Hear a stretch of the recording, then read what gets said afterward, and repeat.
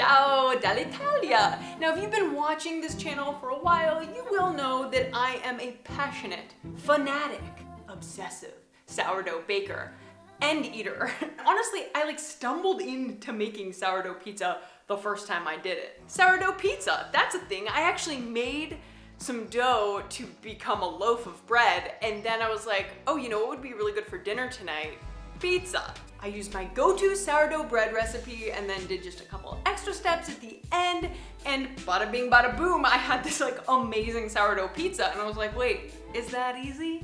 So that was at the beginning of the pandemic, of the first lockdown, and making pizza every Friday night pizza night, really became a routine that Connor and I found some sense of normalcy in. It was something we looked forward to, we were excited about it, and it was, of course, incredibly delicious. But my recipe has evolved both in terms of technique and in terms of ingredient ratios, and I really thought it is about darn time that I share this updated, honestly improved recipe with you all, especially since so many of us, so many countries are in the middle of lockdown number 2. So my goal here is that you all can make this a part of your life, a part of your home, just like we've made it ours, and that you find the real joy in it that we found in it. So like many things sourdough, it does take time, right? So if you want to make pizza using added yeast, that can happen just a handful of hours before you're ready to eat the pizza. With sourdough pizza and with this recipe, you do need to have some foresight. So you will need to start this dough mix the day before you want to eat pizza. For Friday night pizza night, I begin this on Thursday morning. The first thing I do is refresh my starter. 10 grams of starter from my maintenance starter, 20 grams of flour, and 15 grams of room temperature water. And I'll let it sit for about 6 hours because I want to use it, I want to incorporate it into the dough mix when it is active and bubbly. We call this when it's ripe or mature. Because in the bell curve of fermentation, that's when you want to use it.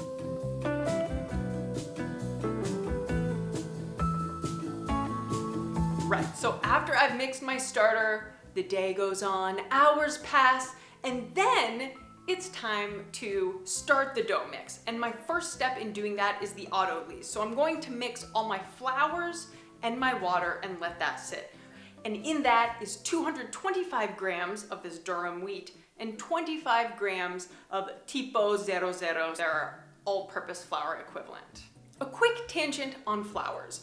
The flour situation here in Italy is different than the flour situation was in the UK, which was different than the flour situation in America, which I know is different than France and Germany and all that. So you may have to experiment a bit with the flours you have on hand. So I'll give you an example. In the UK, I used majority strong white bread flour for this, and then a bit of whole wheat flour, because I really like using a couple different flours, one main kind of flour and then a bit of another flour. I think it makes the flavor spectrum a little more dynamic. Experiment, see what you've got on hand, and see what you like.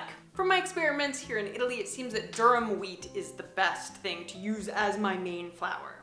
And pretty cool, I have learned that this area of Italy, the Puglia region, really nearby here is a little place called Altamura, and they are famous for their sourdough bread and this flour. In fact, the famous Latin poet Horace, way back in 37 BC, said that Altamura bread is the best bread in the world. So I'm trying to get all those good bread vibes in this dough. I'm gonna do the auto-lease for at least an hour, and then it's time to properly do my dough mix. So I'm adding 5 grams of fine sea salt and 37 grams of my ripe starter. So mix that all together really well. It's helpful to wet your hand here so it's not too sticky to the dough. And then I start by lifting the sides up and over, then using the palm of my hand, I basically knead it until it's well combined. Cover it with a clean kitchen towel and let it sit for 30 minutes. Once those 30 minutes are up, it's time to do your stretch and folds. Okay, so you're gonna stretch and fold the dough 4 times, right? Cover it with a clean kitchen towel, let it sit for 30 minutes. What you're doing here is strengthening the gluten bonds in the dough. Once that 30 minutes is up, you're gonna do the same thing again. Stretch and fold it 4 times and then cover it and let it sit for another 30 minutes. So you're going to do this stretch and fold series 3 times spaced by 30 minutes. After that last stretch and fold, cover it, set it on the counter, and you will let it sit for 3 hours now. Now we're getting ready to tuck our little dough into bed for bedtime. So move it from the bowl onto the counter and shape it. This involves stretching it out and folding it over itself and then making it into a round. You do this by cupping the dough and dragging it toward yourself while pressing down with your pinkies. This will make the top skin of the dough taut. Now usually I would use my bench scraper and then put it in a Ziploc bag. However, my bench scraper is in storage. So I'm working with what I got here. I'm wrapping the dough in some cling film, not too tightly though, and then I'm putting it in the fridge overnight. Okay, now the next day.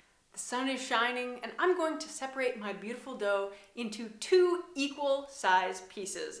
Each one should be about 215 grams. Do the same shaping that you did the night prior, where you make sure you've got this really nice taut top skin. You can pinch the bottom of the dough to keep it tight. Put these shaped doughs in a high-walled pan and cover with cling film and a kitchen towel. This combo will make sure that A, it doesn't dry out, and B, it's kind of protected from the environment, and it keeps it kind of warm. And let this undergo the final proofing 4 to 6 hours. The warmer the environment, the less time you need. So it's ready for pizza action. Preheat your oven. I'm doing it to 250 degrees Celsius, 485 degrees Fahrenheit. So when I was in London, I was spoiled for choices of what my baking vessel would be, because I had the squat Dutch oven, I had the pizza stones, which definitely became my go-to. Here, right now, as I said, much of my kitchen stuff is in storage, so I'm using this sheet that came with the apartment, and I have to say, it works so well. Like, I completely underestimated the effectiveness that this would have. So it's great, and it makes me feel like, honestly, you don't really need much special gear at all to make amazing pizza. So I have that in the oven, and I'm going to preheat that for about 30 minutes. Now, if I had my pizza stone or my Dutch oven, I would superheat it and have it in there for at least an hour before making my pizza. You'll need parchment paper with cornmeal sprinkled on it, so get that ready to the side. Now shape your dough. Here's what I do. On a lightly floured surface, I push the dough from the center towards the rim. So this pushes the air out of the center so large bubbles form only at the crust. Now I want to stretch it into a 10-inch round. So I'm moving it on the counter as I stretch it with my whole palm. Lastly, I'll pick it up and rotate it while it's in the air, perpendicular to the counter.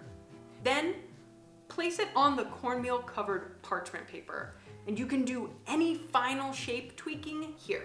And now it's topping time, and I'm gonna make the pizza sauce. So whole canned tomatoes, 2 garlic cloves, and a bit of salt and basta. Spread that on the pizza, and then some of the fresh mozzarella. And into the oven it goes.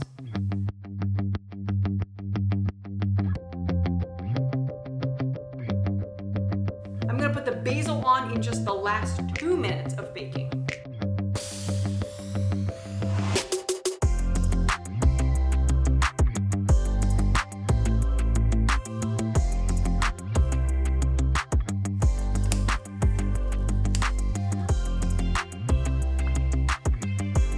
Oh, lordy, lordy.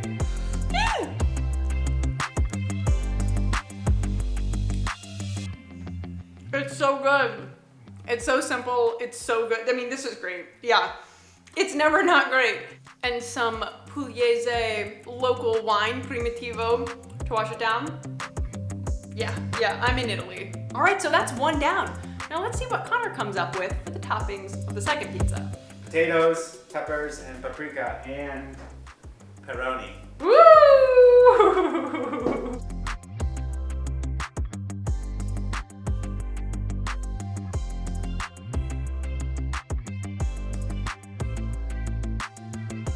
Do you all You always like load these up so much. I love it. Yeah, because I'm from the Midwest. I'm from the Midwest. Yeah, but you're like trying to blend in culturally, you know. At my core, I'm in the Midwest, so everything should be like a casserole.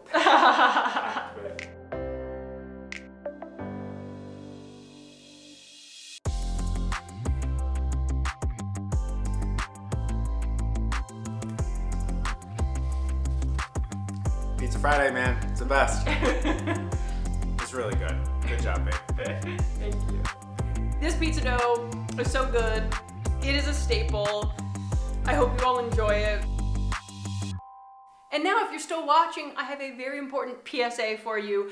I am currently writing a sourdough pizza ebook. Super exciting, and it is going to be available for free with the pre-order of my book, Cheese, Wine, and Bread. So there's a link in the description box to pre-order my book, and that will make you automatically eligible to get this sourdough pizza guide. So pre-order the book and then keep the receipt, because what you'll be able to do is upload the receipt to a form on my website, and you'll get the ebook when it's out. It's going to build on this basic recipe that I've showed you in this video, and it's going to show you how to make a super baller pizza night. Like different flavor combinations, toppings, and also a bit more about my journey into the wide world of pizza. Okay, thanks, and thanks for watching. I'll see you back here real soon. Don't forget to keep it quirky. Bye!